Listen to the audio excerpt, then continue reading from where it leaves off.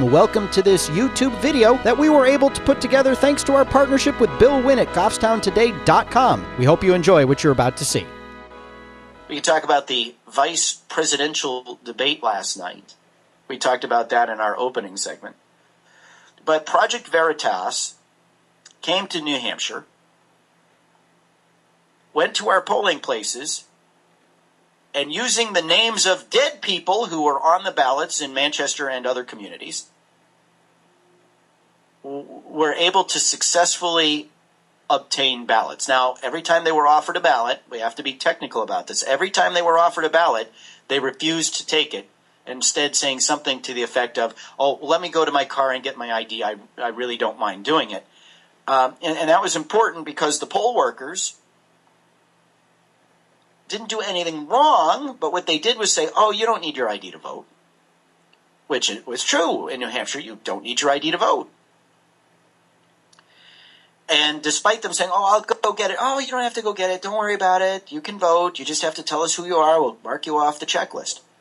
See, now, you think that voter fraud doesn't exist in a situation like that, and yet I was 9 or 12 different polling places offered ballots to people claiming to be dead. I think there were 2 or 3 places where the poll workers either knew the person or something, but they caught it. They knew something was up, and they didn't offer the ballot. But 9 to 12 did. Now, I want to tell you something. We here in New Hampshire think that we are lily white and pure as the driven snow when it comes to whether or not our elections are corrupt. And maybe compared to some, we are lily white and pure as the driven snow. I think generally speaking, the people here in New Hampshire have an honest ethic about them. However, in a system that is governed by laws that says you don't have to show identification, you don't even need to show proof of your address. You can sign the purple piece of paper that says, oh, yes, I absolutely am John Smith, and I absolutely live at 123 ABC Street. Absolutely. Yes, that's me. Now, if you used a fake name and you used a fake address and you aren't from here, what good is the affidavit? What good is the attempt of the Attorney General or the Secretary of State to track you down? Well, in New Hampshire now, we send a letter to everybody who signs an affidavit. So what do you do when it comes back undeliverable, return to sender? Do you figure out that you just got screwed and that someone who isn't a citizen of your state and does not live under the laws that the people who get elected voted? Now, I can tell you stories. I have written newspaper columns about this. I can tell you stories of my time standing at polling places, actually helping to register people during a presidential campaign where the line was backed out the door. And we called the city clerk's office and said, hey, there's a bunch of us here that'd be willing to drop our signs and go in as deputy registrars if you want. They said, oh, please.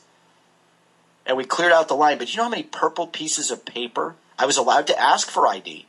I was allowed to ask for proof of residence. But if they didn't have it, they could still vote. They could sign the purple piece of paper. I was forced to give them a voter registration form, and they could go take that, and they could go vote. Damn it. I know people who work at the polling places in Londonderry telling me during the Democrat primary between Obama and Clinton, they had people in, now this is Londonderry, they had people going to them who did not speak English.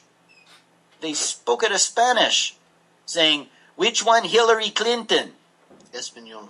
Which one Hillary Clinton? That's all they knew how to say. Which one Hillary Clinton? In Londonderry. You would think we had a little Havana community down there with the numbers that I was told went through. Which one Hillary Clinton? So let me tell you something, folks. You might not think that dirty tricks are at work here in the state of New Hampshire, but ask yourself this. In the state of Massachusetts, where virtually every election is a foregone conclusion, and the unions and the Democrats have their little brothers and sisters here in New Hampshire, whose politics are the same as theirs, but whose electorate is a little different. Do you really think it's above them to try to wreak havoc with the elections? Especially when it comes to the federal years, you've got congressional seats. What would you rather have if you were a big labor? Carol Shea Porter and Annie Custer, or Charlie Bass and Frank Ginta? Those are said to be close races. A couple hundred votes, a couple thousand votes, not beyond the realm of possibility. That could throw it. And here you have in the state of New Hampshire, out-of-state college kids demanding the right to vote in a place they refuse to be residents of. They will not register their cars. They will not get a driver's license. They will not do what everybody else has to do to establish themselves as a resident, but they demand the right to vote. That's like me walking into your house as a guest and telling you that you have to change the color of the paint on your wall. And oh, by the way, you have to hire Kathy from Kathy's Creative Painting to do it, because she's my friend. I'm not going to live there, but I'm going to tell you the color of the wall and the kind of carpet you're going to put up. Why? Well, because I'm a guest in your home, and I should have the right to be comfortable in your home, shouldn't I? Listen, I was an out-of-state college kid. You know what I did? I contacted my city clerk's office and asked for an absentee ballot to vote in the local elections of the place where I lived. The place I went home to when I wasn't in school. The place where I worked when I wasn't in school. The place I was coming back to when I graduated from school. But no, we've got out-of-state college kids found by the American Civil Liberties Union and the League of Women Voters. My God, how far has that organization fallen?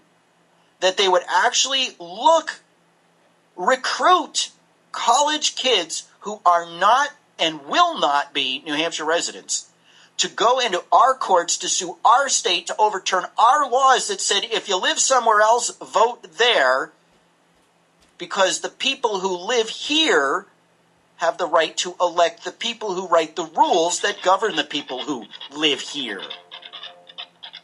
See, we don't have to worry about this anymore because we have Obamacare now, so nobody's going to die anymore. Oh. We don't have to worry about dead people. Well, they might not. All right, so we have got this. Now, I want to set the stage for this before Secretary Gardner comes in, because I think this is a very important part of the discussion that everybody misses. And we here at Girard at Large, until Project Veritas, are the only ones who have brought it up, at least in local media, and that is this. What everybody misses on this question of allowing out-of-state college students to vote in New Hampshire elections, kids who are not residents, they do not get in-state tuition, they can't because they're not residents, but somehow they get to go vote in New Hampshire elections, as if we're depriving them of the opportunity to vote. Well, we're not, because as Ovid Lamontagne said in a statement, you know what? You can vote by absentee where you live, right? So what's to prevent one of these kids? And let's face it, if they're going to vote in a place that they aren't live, they're acting dishonestly. And that has a ripple effect. You know, they're not just doing it for president or maybe even Congress. It has a ripple effect. They're going to go vote straight Democrat ticket or whatever ticket it is they're going to vote. What's to say that they're not also filling out that absentee ballot and voting at home? And don't tell me if they're going to figure out how to vote in a place they don't live, they know how to vote in the place they're from. Now, is this the one from Texas that you're... Right.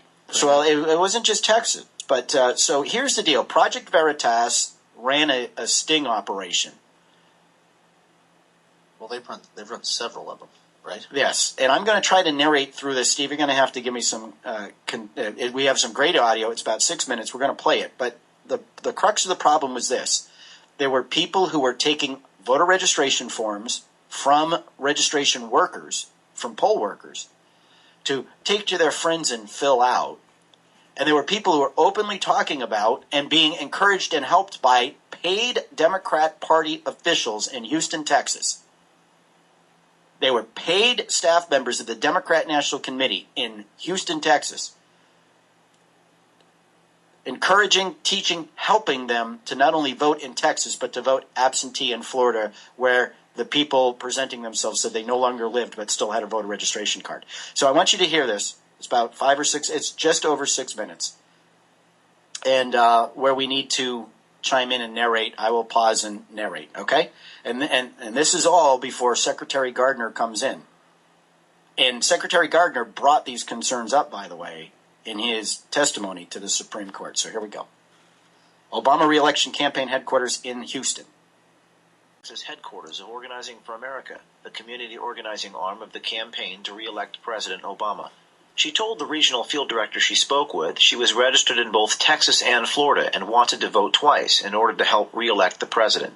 According to FEC disclosure documents obtained by Project Veritas, the director we caught on tape is in fact a salaried employee of the DNC.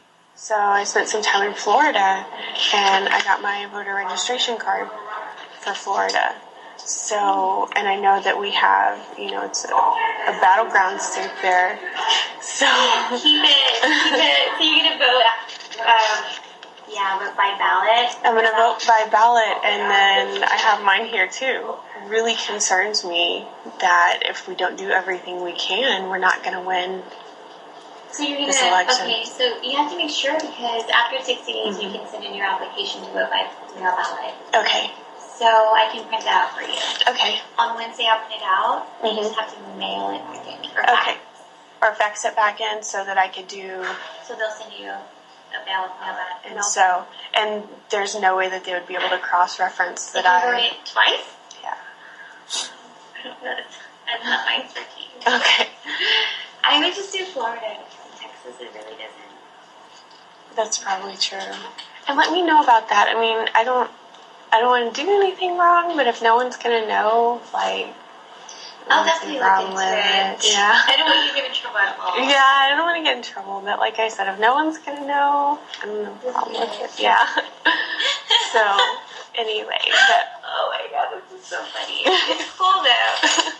A few weeks later, our undercover reporter met with the same director again, who gave her a Florida absentee ballot application to help her vote twice, while telling her that if anyone checks, to say, quote, I don't know. But I was going to see, as far as all the registering for Florida, where do I get the forms to do that? Or not registering, or voting in Florida for the absentee?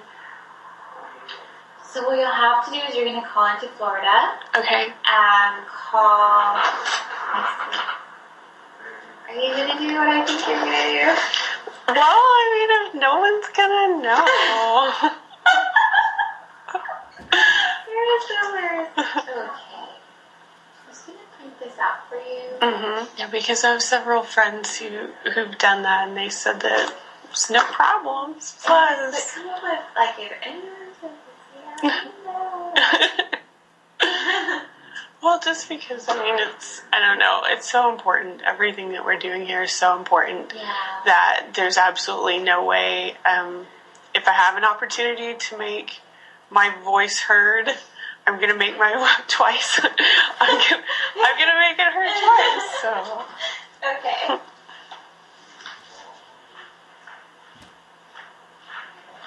Excellent. Okay. And so then all I do... I'm not quite sure, actually. Oh, there's instructions up here. By mail. Okay. I'll figure it out. Excellent. No problem. No problem. I know, we can totally do this. Do it. All right. If you have any problems with the Okay, I definitely will. All right, you too. Bye-bye. That wasn't the only exchange we recorded. We visited Organizing for America voter registration tables around New York and Organizing for America headquarters around the country. No, I'm from Minnesota, so I'm gonna vote there. Oh, you're gonna vote in Minnesota? Okay, you have to register there then. I'm probably gonna vote in both too, no matter what. Okay, well, makes total sense. Okay, I'm gonna vote in Makes both total places, sense. probably. So Mitt Romney does not take New York and Minnesota, right? 3 buttons, 3 votes. Could I take this with me? Is that okay? Okay. Those are voter registration forms. And don't need a postage. And there's already, Cool. you don't have to add a stamp to it either. Okay. Can I have a couple for my friends as well? We're all going to make sure Mitt Romney doesn't win Minnesota or New York. There you go. We have to vote often, vote. Yep, exactly. So, thank you. I'm going to vote there. You're gonna vote in Minnesota. And probably here as well. Don't tell anybody. It's so fresh. I'm not- If you register now, I'll hand it in for you. Oh, really? Yeah, I collect them all. I bring them to the Secretary of State's office. Okay. And that way you don't have to be bothered with the stamp or getting it in or Okay. whatever. That's the Democrat knowing says voter he wants fraud to vote right there. twice. He is told to take as many voter registration forms as he likes. Can I take a couple with me? You can. You can take as many as you want with Okay. you. All right. When a Republican tries to legally register other Republicans to vote, he is told that the voter registration forms are, quote, valuable. Can I take a couple of You these take a with me? couple. I Okay. need them. They're valuable, but you can take a couple. Okay. Yeah. She traveled from the stars just to show me how it's going down. Yeah. So there you have a disturbing 6 minutes of audio where Project Veritas, in multiple locations, not only uncovered a paid employee of the Democrat National Committee, who, by the way, apparently in wake of this has been put on leave or some such thing in Houston, Texas, encouraging and facilitating people committing voter fraud, voting in two places, her former state of Florida, where she's still registered, a battleground state, in Texas, where Obama has got no chance of winning. Yes, the regional field director, Stephanie Caballero, has been let go by the DNC. They have fired her. I don't think that's good enough, though. Anyway, and then all Organizing for America, that is, well, let's just say they're not out there looking for Republicans. Isn't that the reformation of Acorn? Yep. Thank you. That's what I thought. That's the reformation of Acorn. That is Obama's former group for which he used to community organize states all over the country, shutting them down for rampant voter fraud.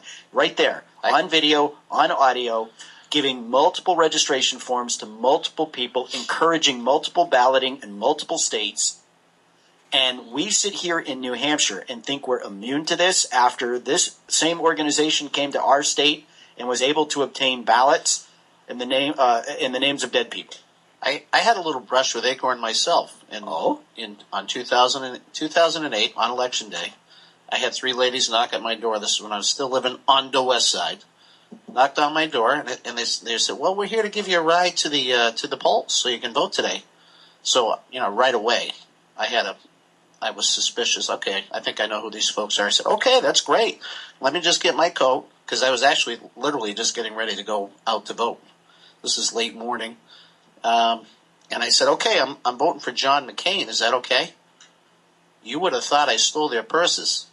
All three ladies kind of looked at each other and literally turned around and walked out my hallway door without saying a word. Really? True story. To be fair, Dave. My mother witnessed it.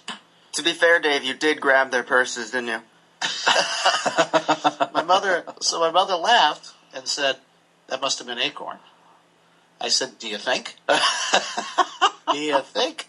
So don't tell me these people are not biased in who they lean towards. Yes. So, but here and here in New Hampshire, here is the problem. We have. Come on in. Take a seat.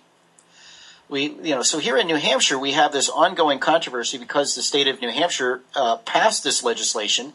And the thing that really grabs me about this legislation, we'll talk to the secretary about this. The thing that really grabs me about the legislation, it doesn't even, at the end of the day, require somebody to produce an ID before they can vote.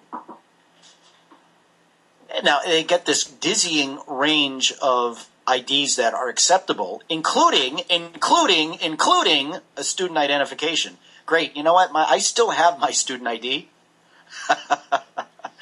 It just says I went to Boston College. It doesn't say I lived in Brighton, Newton, or anywhere else in the area. I don't think you'd be able to pass that off to anybody today, though. Well, maybe not. But here's the deal. So this conversation with Secretary Gardner, the guardian of the New Hampshire primary, is a timely one because of what's happening in our state, but what's happening across the country with willful, coordinated assaults on voter laws. We are pleased to be joined not only by Secretary Bill Gardner, New Hampshire's Secretary of State, but by two of his legal eagles. It's Adrian Forcier, La Rochelle. Adrian La Rochelle, and Eric Forcier. Eric Forcier. I had all four names. They were just in the wrong order. And you two gentlemen are attorneys with the Secretary of State's office, correct? Yep, we are. All right. Any relationship, by the way, to the La Rochelle, who's the pastor of my church? No. Oh, okay. Maybe. And we, as our listeners know here, Secretary Gardner, we have almost since the time we've been on the air, have been talking about voter registration in New Hampshire, the voter ID bills that have worked their way through the legislature, et cetera, et cetera. So this is a topic that is near and dear to us. And of course, it's taken a strange and bizarre turn with the out-of-state students challenging our right as a community to say, sorry, you actually have to be one of us to vote. So what I think would be a good place to start the conversation is with that court case. And then from there, maybe build the backdrop that our audience can understand how voter laws in New Hampshire do work, what this legislation does, and what your thoughts on or what legislation is needed and what it should do. So I'll give you the opportunity first, of course, to introduce yourself to our listeners. You probably need no introduction, but we'll ask you to do that. Well, good morning, Rich. Good morning, listeners. This particular court case was filed. There were four petitioners, four students. One has a driver's license from Massachusetts, one from Maine, one from Connecticut, and one from Nebraska. And the argument that they have made to the court is that they do not believe that they're going to stay in New Hampshire. They are not, once they finish their schooling here. And in a couple cases, it's going to be next spring, and in one case, it'll be in the year 2015. So they're admitting that they're guests in the state. It's like me going to your house for dinner, and knowing I'm not going to stay there, calling myself, saying that's my home because I'm a guest. What they're saying is that their current intent right now is to leave the state when they finish school. That's their current intent right now. That conflicts with the voter registration form, because on the voter registration form there is an affidavit that every person registering to vote must sign. And that affidavit says that it is the person filling out that form, it is the person's current intent to make this state and the city or town that the person is registering in their domicile. Their domicile to the exclusion of any other domicile that they may have. Now, for people like me who aren't exactly sure what domicile means, what does it mean and why is it important? Domicile is the place that a person says is his or her home. It is the person where, upon a temporary absence, the person will return to. So a person who says that this is now my home here in Manchester, and when you fill that form out, you are saying that it is your current intent, it's your decision to make this now your home to the exclusion of all other places. Now, you could have multiple residences. You could have a home up in the mountains that you spend in the winter because you like to ski, and you could have a home on the seashore that you use in the summer, and you can have a home in two or three other places. But it is the person's choice to decide which one of those is his or her domicile. And that's the key here, because the domicile is the place that you're saying that's where you spend the most time, but you can only have one. So once you say that this is now my domicile, you are excluding all other places. The conflict here is that this isn't about voting. This issue that's been in court is about the process of becoming a registered voter. And when you fill out that form, you are required to say that as part of an affidavit. Now, the form itself had been changed back in 2003 because a federal law was passed called the Help America Vote Act. It was passed in 2002, ostensibly because of what happened in Florida. The Congress and the president signed it, and it required that every single state in the country, if you register to vote now in any state and you have a current and valid driver's license, you must put that driver's license number and the state of issuance on the voter registration form. So picture individual coming in to vote. These four, for instance, out-of-state driver's licenses, they are required to put it on our voter registration form. It's confusing because it makes individuals think that using an out-of-state address and an out-of-state driver's license is part of the official way of becoming a registered voter in New Hampshire.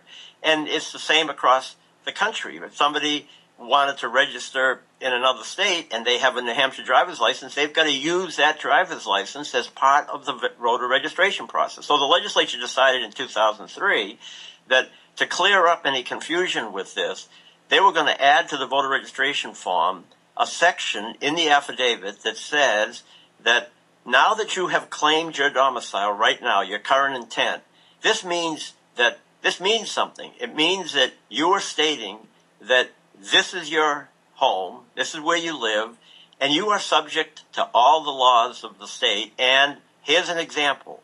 You must get a New Hampshire driver's license within 60 days and a motor vehicle registration within 60 days. Now, the form actually says you are subject to all the laws of the state, and you are subject to these two in particular. And the legislature decided in 2003 to include the motor vehicle because it made the most sense, because on the line just before the affidavit is where you have to put your driver's license. And this will help people who are registering on Election Day. In 2008, we had 76,755 Election Day registrants in this state. Oh, my God. We have now on the checklist 793,000, 150,000 plus, less than we did in 2008 because we had a purge. Every 10 years we have to do a purge, and we did it last year in 2011. So my guess is we could have upwards of 100,000 individuals in this state registering on the spot at the polling place on presidential election day. And to try to prevent there from being a lot of questions from individuals saying, well, what does this affidavit really mean? What does it mean to be domiciled? And it's to prevent that so that they don't have to ask all these questions related to that to local election officials because they don't have time on presidential election day. We had 719,000 individuals voting in 2008, and we're going to have at least that same number this time. And you couple that with the voter registration process going on at the same time, election officials can't deal with this. That's why this decision by the court has such an effect across the state, because we not only have this issue now, but we have the brand new voter ID issue. And putting the two together, I never thought that we would have a court case on the voter registration form. So this is a court case on the voter registration form, not on the fact that not on the question of having to provide identification. Right, but people are getting this confused. As a matter of fact, in the media, a lot of the stories have about the court case they've talked about it in terms of the voter ID issue, and this is not about voter ID. But just think of it. We don't like to have anybody wait in line for more than 10 minutes at an election in this state. And we have tried to do everything that we can to make sure there's enough booths for people to vote in, that we don't have the line. But if there's going to be a lot of questions at the voter registration table, there's going to result in lines. And a presidential election anyway is a difficult one because there are a lot of people in this state and across the country that only vote every 4 years in a presidential election. 2 years ago, the state election, we had 460,000 voters participate. 460,000. The midterm election 4 years before that, we had 410. The presidential, we had almost 300,000 more. And each presidential is like that. It's between 250 and 300,000 additional voters. So there's a lot going on that day. And so the intent of the legislature was to try to provide as much information as possible on that form to prevent people from having to ask these questions and to say to these registrants, it means something. When you declare your domicile, you are saying that this is your home. And since this is your home, you need to understand that you are subject to the laws of this state. If you're going to be choosing the individuals who make the laws that we all live under, and if you're going to be deciding whether we amend our Constitution, the fundamental structure of our government, if you're going to be participating in that decision-making, then you need to understand that you have a stake in this place, that you can't be someone who is saying you cannot fill out that form and say that your current intent is to be domiciled here. This is your domicile. That's what you say. But then say, well, I don't really mean that. It's not like that. Now, it doesn't mean that a week later something changes in your life or 2 months later. We're not saying that you have to stay here forever, but we're saying that when you fill that form out, you are saying at that point in time that this is your home. And what the judge said was it was too chilling on these individuals to put in the form that this information about the driver's license. And the legislature didn't do it to hinder anybody from voting. They did it to help those individuals understand what it meant to say, to sign that affidavit and to say that this is my intent at this point in time. And so the heart of the current controversy is 4 out-of-state college students who refuse to agree that they are domiciled here in New Hampshire, want to vote here in New Hampshire, presumably because they're domiciled or they've said somewhere else is their home. They could also vote there and nobody would be the wiser. So we're also trying to protect one man, one vote for people who want to register here but don't want to live here. Well, did I have that basically right, Mr. Secretary? When they say they're domiciled here, they are saying, and the form says this, to the exclusion of all others. So at that point in time, wherever they came from, wherever they have their driver's license from, they're saying at this point in time, I'm no longer domiciled there. I am domiciled here because I want to vote here. See, and when I went to college, I always understood Manchester as my home. I always intended to come back, and I always did something radical, Mr. Secretary. I always voted absentee. We are with Secretary of State Bill Gardner and 2 attorneys from his office. We have Adrian LaRochelle and Eric Forcier here with us. We're going to get them into the conversation shortly. If you have questions or comments for the Secretary on this issue, you're welcome to call us at 672-0573. That's 672-0573.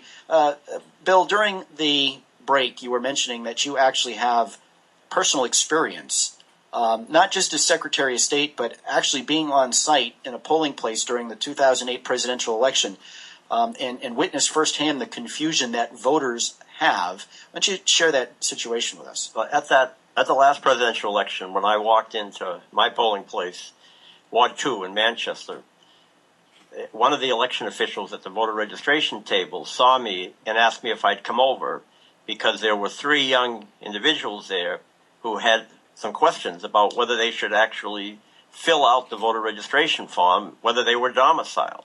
So as I walked over, I asked what question did they have, and one of them said, well, I'm really not sure if I should be able to vote here today, and but I've seen this voter registration form, and I don't really understand domicile. And unlike 2004 presidential election, when we had the information about a driver's license, the legislature in 2007 took it out, and the legislature this past year put it back in.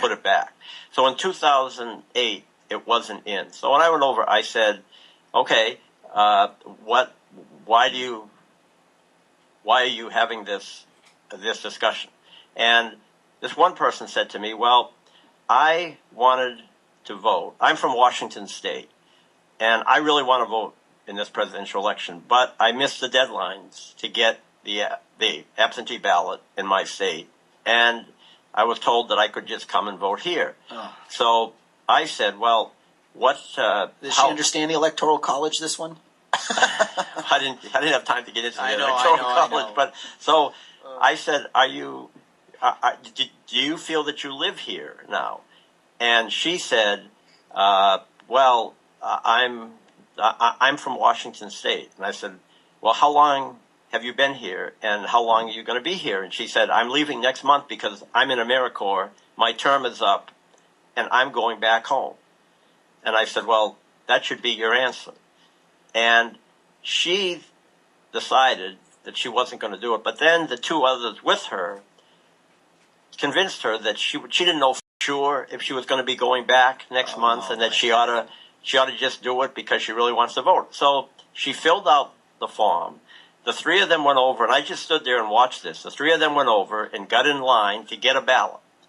And a few seconds after she got in line, she turned and she went back to the voter registration table and said, "I don't want to do this," and did not ask to have her registration form discarded.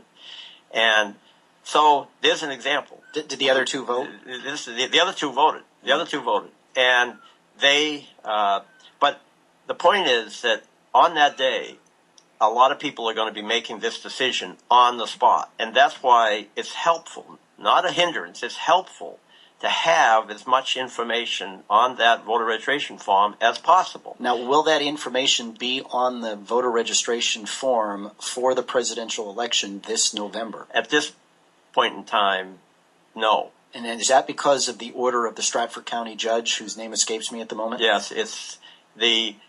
So that judge has issued an order that has stricken that information from our registration forms. And now is that now at the Supreme Court, correct? Well, it was at the Supreme Court because the Supreme Court agreed about 2 weeks ago now that they were going to take original jurisdiction. But the Supreme Court issued earlier this week an order that they are not going. It was a 3-2 vote, and they are not. They don't believe. This is what they said, that they have enough time between at that point and the general election to get to the merits of this complicated issue, and a complicated issue, and that there wasn't enough time, they felt, and by a 3-2 vote, they decided to allow the judge, that single judge, that decision to stand for this election, and that this would all be litigated after the election. So the Supreme Court said, now what does it mean when it takes original jurisdiction? Well, it was going to sort of start. So it was going to try the case. Yeah. So it was going to try the case, and now it said, all right, we're going to try the case, but we're not going to do it until after the election because we somehow, as the Supreme Court of the state of New Hampshire, can't navigate the issues involved with whether or not people are domiciled in what period of time? They didn't have enough time. That's what the order said. How long did the judge in Stratford County have? A very, very short period of time. And the hearing that we had a week and a half ago, a lot of what he said during that hearing was acknowledging that the Supreme Court was going to take this, so he was going to be deferring other decisions. The one decision that he made a week ago was to take down what he ordered that we put on our website having to do with this issue. We had to take down what was on our website and put up something that he ordered us to put up. I was very unhappy with that because I felt that what he ordered us to put up was actually illegal. What was being said in that order, what we had to put on our website was illegal. But we put it up because it was a court order. But at the hearing a week ago, but you put it up with a disclaimer saying that I'm putting this up only as long as we are forced by a court order to put it up. But he ordered us to take it down a week ago. So we had what we had up there. We had to take it down and put that order up. That was up for about a week. And then we took that down, and now we've got back what we had originally. And it's just, this is really not the time to be dealing with an issue like this. But the petitioners brought this after the primary, and what he ordered us to put up said out-of-state students do not have to get a New Hampshire driver's license based on their saying that they're domiciled in this state. So basically he said that they can say they're domiciled without having to prove their domicile, without having to do what someone who is domiciled would have to do. He said that domicile can be a domicile only for voting purposes, but for... Oh, good heavens. For nothing else. All right. Well, that gives me the opportunity to bring Adrian La Rochelle into the conversation here. Adrian is an attorney with the Secretary of State's office, and apparently you've done a lot of research on what it means to be domiciled and what the rights and responsibilities of someone who claims their home in the state of New Hampshire are. So enlighten us. Well, as Secretary Gardner mentioned, one of the issues in this case is that whether or not there is a domicile for voting purposes only, there's a lot of, obviously, arguments on both sides about that. But if you go through the New Hampshire statutes, there's really the word domicile, the word resident appear throughout. I mean, some of the issues here are declaring your domicile by signing the affidavit on the voter registration form. You're saying essentially that New Hampshire is your only home. It's your only domicile to the exclusion of all others. That brings in... It's the place where you're going to make your nest, not the place where you're going to visit on occasion. Exactly. And when you do that, you're taking on the responsibilities of declaring New Hampshire as your domicile, and that includes licensing your dog. Chapter 466 of the revised statutes annotated talks about the licensing of dogs. Licensing of dogs. And I mean, it says... See, we've talked about that here on the show. Yeah. Attention, Bedford. It's a very pressing issue. And what the law says, essentially, is that if you own a dog 4 months old or older, you have to register that dog, license it, have it wearing its tag, in the city and town in which you live, in which the dog is kept. So even if you don't declare domicile through signing the voter registration affidavit, you still have to do that. So that's a responsibility just by keeping a dog in the state. Also, one of the RSAs I looked at, Chapter 77B, refers to something called the commuter's income tax. Commuter's income tax. Yeah, this is a tax that may be imposed on commuters into or out of New Hampshire. So under the chapter, in the definitions, resident shall mean an individual domiciled in the state except one who maintains a permanent place of abode outside the state, does not maintain one within the state, and does not spend more than 30 days of the taxable year within the state. And if this is the case, residents under this chapter may have to pay a 4% income tax on income made outside of the state if the state in which they're making that income doesn't impose an income tax. And non-residents, so even people who don't fall within the definition of resident under this chapter, earning income in New Hampshire may also have to pay an income tax. So I mean, I'm not a legal eagle, but I think you just said that because of this judge's order, it's entirely possible that New Hampshire residents who work out of state and out of state people who work here just might start paying income taxes to other states. I think the greater point here is that by signing this voter registration affidavit, Bill, did you bring Irish coffee this morning? By signing this affidavit, you are taking on a lot of responsibilities. You're not just declaring domicile for voting purposes. This has farther-reaching implications. Mr. Secretary, or I don't know if Eric or Adrian would be better to answer this question, is it not true, before you came on in preparation for having you come on the show this morning, I ran a audio and video of a sting operation done by Project Veritas in Houston and other places around the country, Organize America offices and Obama re-election headquarters in Houston, where they were actively encouraging people to take multiple registration forms without any supervision, oversight, telling them how they could fill them out, mail them in, actively encouraging people, and in fact helping them obtain absentee ballots from places where they had voter registration cards, like Florida.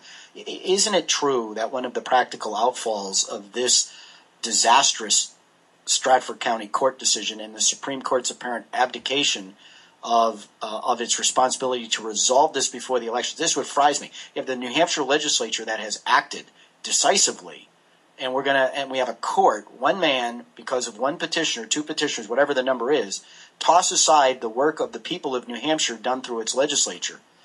Is it not the case, though, that these out-of-state students, if they're allowed to vote here in New Hampshire, could also be voting by absentee ballot back in their actual state of residence? And what does that mean what does that mean to New Hampshire? The primary, our responsibility to make sure that we ensure in this state one vote, one person, one vote, one time in a hotly contested national election that will determine futures and fates for generations. This case was brought by out-of-state students, but it has the effect. Do they even have standing? How does an out-of-state student even have standing to come into our courts? I think that they do not have standing. One of these individuals had registered to vote at the presidential primary, has voted twice since then. So this person in 1 year has voted 3 times and has filled out the voter registration form. Another one registered to vote 2 years ago, and 2 others have not registered at all. But this is the point. It would also include any other person in New Hampshire who is here on a temporary basis. Because if someone is saying, I don't intend to stay here, how can you fill that form out if in your mind you are saying to yourself, I don't intend to stay here? How can you make a domicile to the exclusion of all others and sign that, saying that that's what you're doing, but at the same time saying, but I don't really intend this. Right. So a campaign worker can come in. Somebody who comes in to pick apples, or if it's in the wintertime, presidential primary, to ski.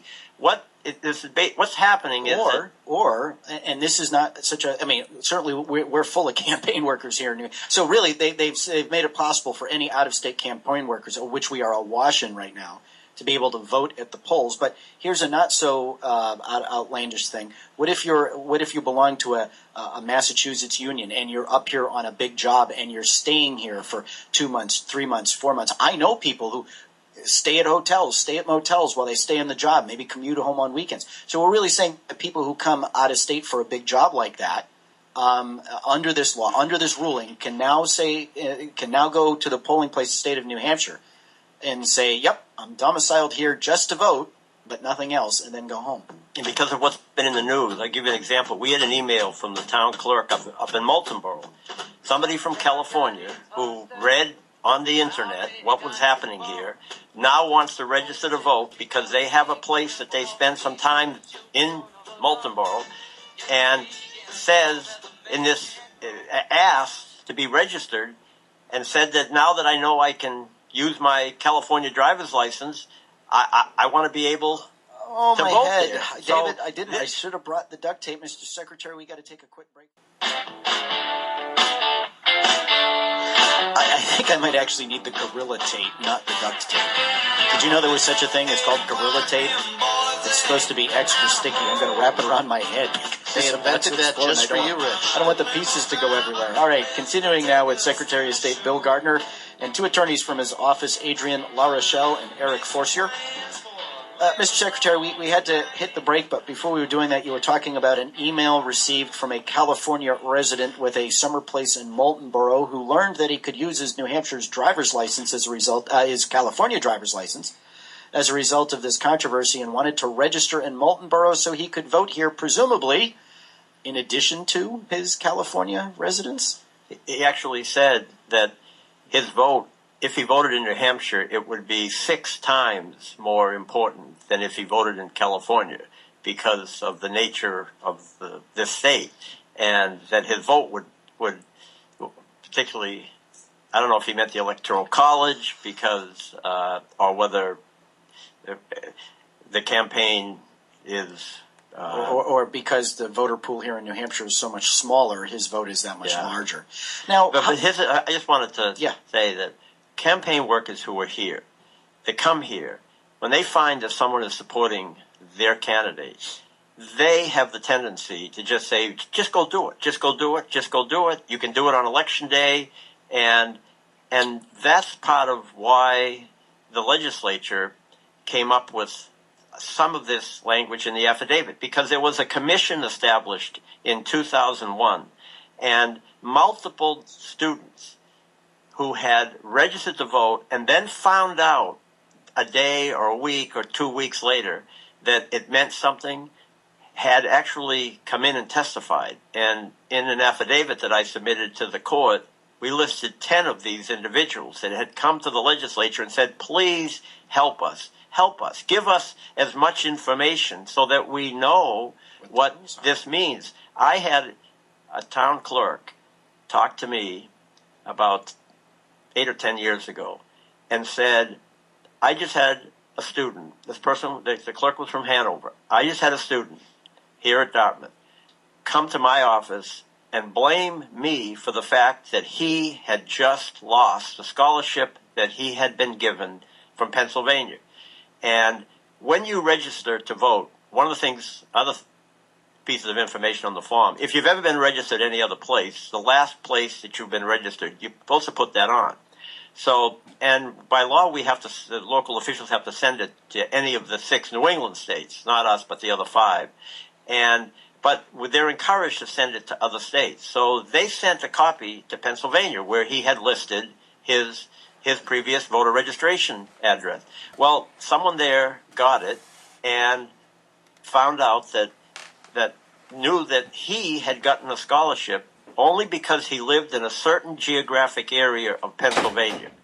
And when they found this out, he had to forfeit that scholarship. So he goes to the official who he registered with and said, this is your fault. You never told me. You didn't explain to me what this meant. I was led to believe that it didn't mean anything, that I could just come and vote and it had there'd be no ramifications of that. And so there's an example. And in this affidavit, there's a number of students that have similar stories that have happened that they didn't because they were led to believe. And when people come in and work on campaigns, they leave the state right afterwards. They don't really care what they say. And if you look at some of the pieces of information that they put out, they tell people it doesn't matter. It doesn't mean anything. Just go do it. You really want to vote? Don't do it. If you miss the deadline in the state that you live in because you can't get an absentee ballot, or you miss the voter registration deadline, just do it here because you really need to vote in this election as a presidential election. But the point is, you don't just vote for president. You can vote for everyone else on the ballot. Right. And you were saying there were, what, 76,000 plus that registered to vote? 76,755 registered at the 2008 presidential election. Right at the polling place, same day. Same day, at that polling place. 12% of the overall voter turnout registered almost that day. 12%. And this time, because we had that purge and we took over 150,000 names off the checklist last year, a third of those people, and we've seen this in the past, we have a purge every 10 years ending in 1. About a third of them will come back at the next presidential election and register. So we could have upwards of 100,000. We had 76,000. It would not surprise me in the least that we have 100,000. You know, in a state with a lot of really close, hotly contested close races, it seems to me that having 10 or 12% of your population the voter turnout register the same day of an election just could affect an outcome. And we had we can have 20 to 30 recounts after this election, typically after presidential elections. We had 28 the year that 2000, when all the news was about Florida. A lot of those contests are decided by less than 10 votes. Yeah. In the primary this time, we had a state rep race that ended in a tie, and it was decided at a recount by 1 vote. That's not uncommon, and it's not uncommon to have almost every election that I've administered has had a tie. Almost all of them have had at least one tie because we have contests with the 400-member House, the Senate, the Council.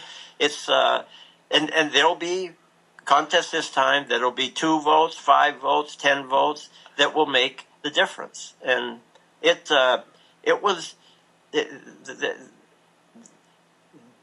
this language was an attempt to prevent there being harm to certain individuals, and it's by taking it out, it adds to the number of questions that these registrants are going to ask at the polling place, which will add to the weight that other people are going to have have that are there. And it all began after the September 11th primary. There are two things that I want to get to here. In New Hampshire, what I don't understand about the Superior Court in Stratford's rush to invalidate this is, don't our laws, Eric or Adrian, you want to jump in on this, Mr. Secretary? Isn't in New Hampshire, isn't the presumption of constitutionality of a law always taken in New Hampshire so that you don't find yourself under these these gun-imposed deadlines? It seems to me that the court has presumed that what the state legislature did was unconstitutional and therefore must be remedied or at least stopped before the constitutionality could be figured. Did they get it exactly backwards? If you go back over time and you look at decisions of the Supreme Court, repeatedly the Supreme Court has said that the presumption of constitutionality is applied to an act passed by the legislature and the governor. So they presume it's constitutional until, after an argument on the merits, they conclude otherwise. In this decision, 3 of the justices said, no, we're not going to give the presumption of constitutionality. Two of the Chief Justice and the former Chief Justice of the Superior Court, who's now on the Supreme Court, said, we're going to be consistent with our past, that we're going to presume that it's constitutional, and so we're going to put a stay on this. We're going to stop this so that we can deal with this after the election because we don't believe there's enough time to get to the merits. But 3 of them said, we're going to put it off because we agree that there's not enough time to deal with it, but we're going to let the decision of the Superior Court judge stand for the election. And that decision was made in a few weeks. It might not have even been 2 weeks. And it was made at a hearing that the judge admitted at the reconsideration the major issues never even came up at the hearing that he made his first decision based on. Well, how did he make his decision if, Eric, you were in the courtroom, how did he make his decision if the major issues didn't come up? Well, he did, in his decision, he did mention that he did want to speak to Mr. Gardner and get more background on the issue. So that's why in the reconsideration, Mr. Gardner filed an affidavit which really outlined his position and outlined everything we're talking about today. And we'll be happy to provide that to you. And you can put it on your website. But he did give an opportunity for Mr. Gardner to come down and explain the legislative history and the background to this. So we did appreciate that. And Mr. Gardner put his thoughts together well in that affidavit. And we'll be happy to provide that to you. And there was a very key part of this. Now, did your affidavit go to the Superior Court or the Supreme Court? The affidavit that Eric was just talking about. The affidavit went to the Superior Court on the reconsideration motion, asking him to reconsider. He did reconsider his order, having us put on our website something that should not have been put on there, and it has come down. And it'll be part of the record for the Supreme Court as well. But what happened at the beginning? The petitioners submitted to that judge what they said was the existing law, the definition of legal voter. And it was not the law. They submitted a sentence that is not in the law. And so you're saying that the people who filed the suit represented something that was not true. Didn't exist as the law. And the judge did not know. And the judge didn't know? Well, does the judge not read the laws that are submitted? Does the judge not do a little trust but verify thing there? To be fair, I wasn't off base when I said this guy should be impeached after that ruling came down. To be fair, the judge mentioned at the reconsideration hearing that he was aware of the law change, and he pointed us to a place in his order where he claimed it was evident that he was aware of the law change. we somewhat disagree. We didn't really seem to see that it was clear in his order, but he did say at the reconsideration that he was aware of the law change.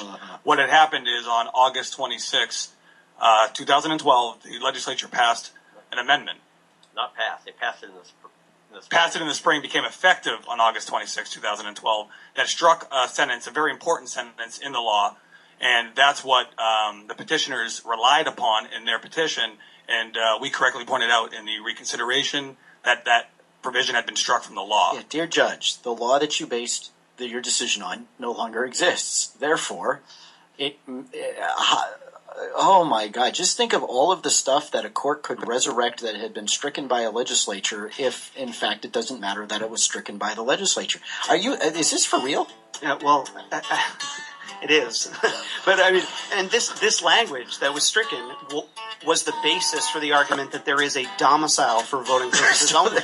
So the petitioners came to court based on a law that didn't exist anymore, and the judge issued an order to change what you were about to do for the November election based on based on a law that no longer existed. And the Supreme Court is not going to look at it in time. And the Supreme Court just can't manage to get out of its way in time to look at it. Oh my God. I don't get this. We're gonna, I don't know if I want to do this or I just want to bring Al Caprillion on and hope that lightning's going to strike Concord. Or maybe Stratford County. Where's the courthouse?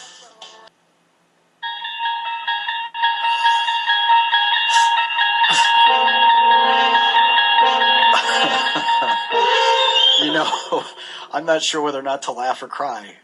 This is, It's unbelievable. This is the poster case for fact is stranger than fiction. You can't make this stuff up. I don't think Rod Serling could have ever thought this stuff up. All right, while we were talking during the break, Eric Forster, who's one of the attorneys in the Secretary of State's office, brought up a very valid point that I would like him to make because it's going to springboard into how we want to close this out. For those of you tuned in for Al Caprillion, there is a whole lot of weather taking place here in this interview.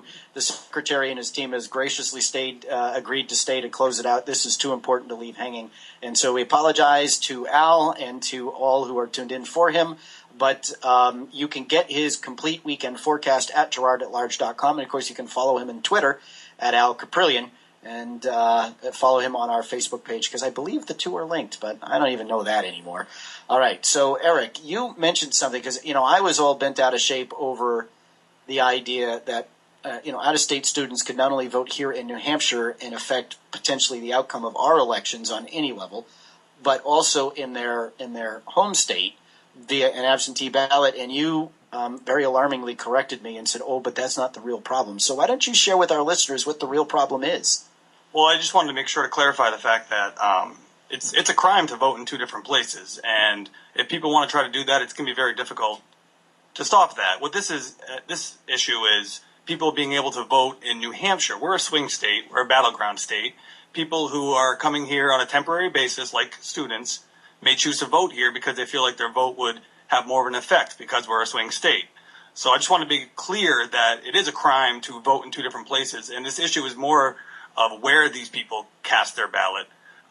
It may make people who are here temporarily or students think it's okay to vote here. So it's not people who have the intention to vote in two different places. People may still try to do that, but the issue is more of people feeling like it's okay by this decision to vote here. But if this stands, and this was the point that you made that scared me. If this stands, and New Hampshire can have basically domicile designation just for voting, we could wake up one day and find that we don't have 750,000 voters here in the state of New Hampshire.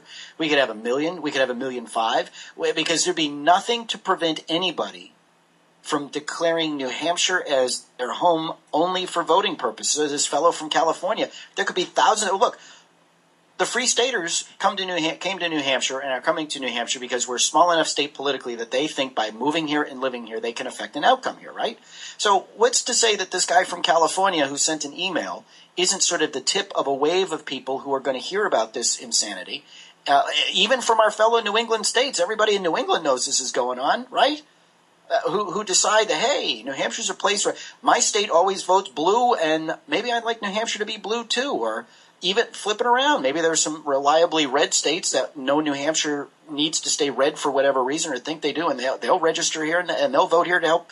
What am I? So you're worried that we could double, triple the number of registered voters here without an increase in population? That's exactly the point. We have 1.3 million who live here, but we have 1.5 million who vote here. That's really possible under this. That's what you're saying. And because we're an election day registration state, and we're the only one in the Northeast, and there are good reasons why we have election day registration. Yeah, why don't you explain that to us? Well, we don't have to. When the National Voter Registration Act was passed Motor voter in 1993, and that was the beginning of the linkage of motor vehicles with voter registration.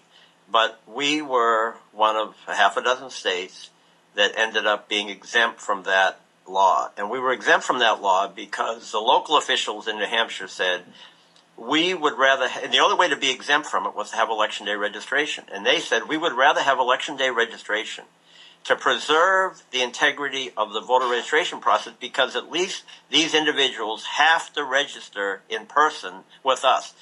The motor voter law allows you to register in a town that you didn't live in. You could register on a national voter registration form. Independent groups, and we heard the stories about ACON, could go out there and register voters. And that is what led to the Florida problems in 2000. That National Voter Registration Act was 1993. So the federal government came to help. It required the states to do something, gave them an out. We took the out. We took the out, but the others did not take the out. So we didn't have these independent groups registering voters. And we saw what happened. If you registered in a party that group didn't want, they would throw away the registration. So you would show up at the polls and you weren't registered, and you would argue with. So that's why all these other states have provisional voting.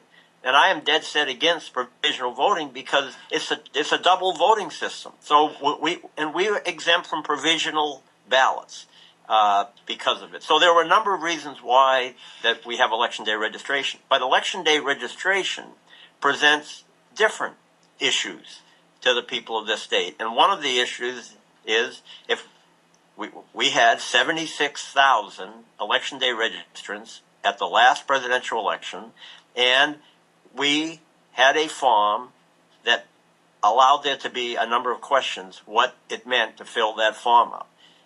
This was an attempt to try to prevent that again. And now we're going to be back with a form, unless something happens in the next 4 weeks, with a form that tries to provide at least additional information to people. So, but think of that. We have that many people showing up to register at the same location. The parking spaces there, people that might be coming and seeing the lines, or they can't even get in, so they drive away. This suit has added a huge additional problem that. So, but it seems to me, though, in wake of motor voter, or the same day registration, that New Hampshire has got to be really, really careful about its registration process. It's got to be able to guarantee one person, one vote, one time, and now I'd add to it, one place. And it should be able to guarantee that the people who vote are the ones who they say they are and live where they say they live. And that gets us into another issue. But before we get there, it strikes me as odd, by the way. Again, I'm not a legal eagle, but I would think that if you're going to sue the state of New Hampshire, you'd be in Merrimack County Superior Court, which is where the state is domiciled, and not in Stratford County Court. How did Stratford County Court decide that it had jurisdiction in this matter if the state were being sued? Well, there were 3 interveners that tried to intervene at the hearing that was held in Superior Court a week and a half or so ago. And that issue came up with these interveners. And at the beginning of the almost 3 hours that we spent in court, the judge said that he was not really going to allow these interveners. But then by the end of the hearing, he said he had changed. And he actually, one person who was addressing him when he said that about he didn't think he was going to be able to intervene, this person argued that his organization was sort of like the League of Women Voters, but had a different position on this, and he ought to be able to have his organization represented before the court if the League of Women Voters were represented before the court. And if it was because the League of Women Voters person was from Stratford County, if that was the argument why it was in Stratford County, he wanted to present his side of this issue. And when the judge denied that, he just took his folder and kind of slammed it together and said, "I'm out of here," and walked out of the room. And then a little later, the judge asked somebody if they knew him, would they try to bring him back?